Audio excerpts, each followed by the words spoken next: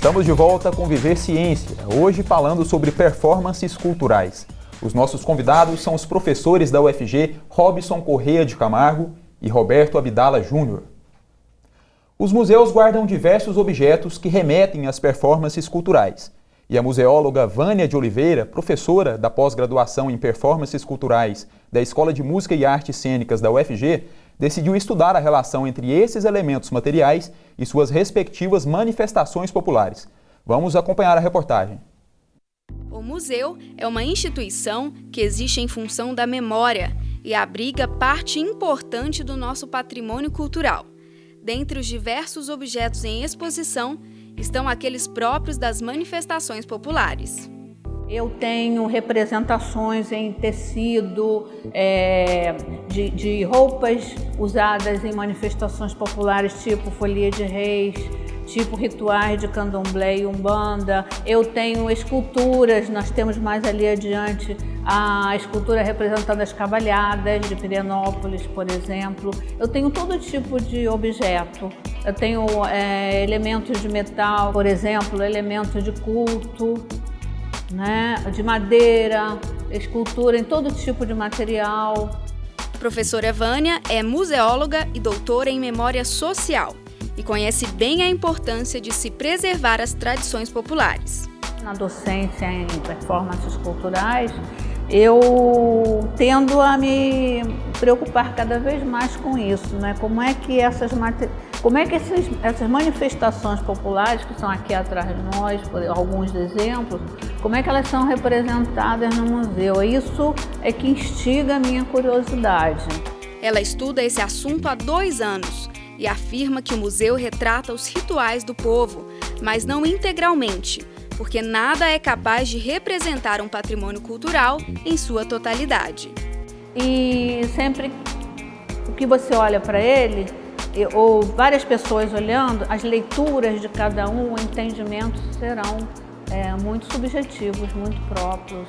Eu posso montar uma exposição com um ideal de mensagem, mas você olhar para a exposição e entender outra coisa, porque tem a ver com o que você traz também, de carga intelectual, de carga emocional, de memória, as suas memórias.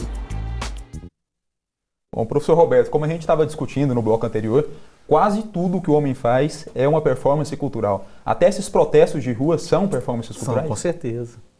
Praticamente tudo, o homem se coloca no mundo como performático, né? Essa que é a grande característica. Isso abre uma perspectiva enorme da gente estudar assim, como esse homem interage, como é que ele interage com os outros homens e o que ele quer dizer quando ele faz isso. Então a gente, na verdade, tem uma perspectiva muito interessante quando a gente trabalha com performance, que é articular aspectos, por exemplo, históricos, antropológicos, e artísticos, inclusive, e fazer com que esses campos, que em geral eles estão isolados, que eles sejam obrigados a dialogar. Por isso que é interdisciplinar, né? Ele não é interdisciplinar só no formato, ele é interdisciplinar efetivamente. A possibilidade de a gente estudar, ela se dá quase que como uma exigência para a gente pensar nesse mundo, nesse homem interagindo com o mundo de forma múltipla, né? Essa que é a grande contribuição de um campo de pesquisa como performances culturais. Professor Robson, existe diferença entre performance cultural e performance artística? Existe, essa pergunta é muito importante, porque tem muita gente que faz uma confusão. Primeiro, a performance artística ela surge principalmente nos Estados Unidos na década de 60 como um movimento, vamos chamar assim, de vanguarda, onde se procurava superar as antigas formas artísticas. E, bom, isso em 1960, 70, né, vinha do happening, das manifestações de rua, das lutas pelos direitos humanos, etc. Bom, hoje em dia, esse tipo de arte foi evoluindo, então qualquer manifestação artística se chama performance, inclusive alguém tocando um instrumento num concerto, é uma performance, e aí vai. Então esse termo ficou muito largo e, na verdade, de pouco uso tem, né? Porque significa estar em performance, estar fazendo alguma coisa, pintando quadro, etc. As performances culturais é a tentativa de refletir sobre isso, seja arte, seja cultura. Vou dar um exemplo muito aproveitando essa abordagem sobre museus que vocês fizeram, que é o seguinte: se você, Museu Britânico, você chega no Museu Britânico, de entrada tem a Pedra Rosetta, que é uma pedra importantíssima que tem lá vários caracteres, etc, etc, de civilizações antigas. Entretanto, logo ao lado você vai ver aquela pedra, ela foi conquistada pelos britânicos do exército de Napoleão. Então, na verdade, além de significar aquilo que todo mundo fala, lê nos livros, ela significa a derrota do exército de Napoleão, né, para os ingleses. Então, ela tem vários significados, ela contribui de várias formas para o entendimento daquilo que é a cultura, daquilo que nos forma. E por isso que ela está na entrada do Museu Britânico. Não é só por ser um objeto artístico, ou um objeto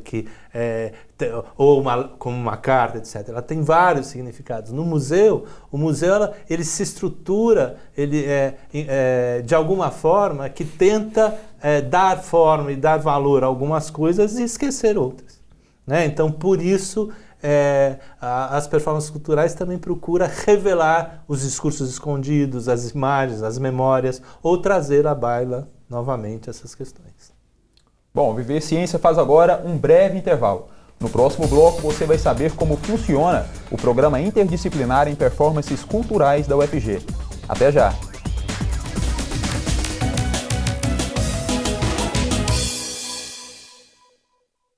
Quando o pesquisador consulta a sua bibliografia e forma a sua bibliografia, ele tende a escolher algumas coisas mais importantes e ele faz referência a essa bibliografia na forma de uma citação no meio do texto científico.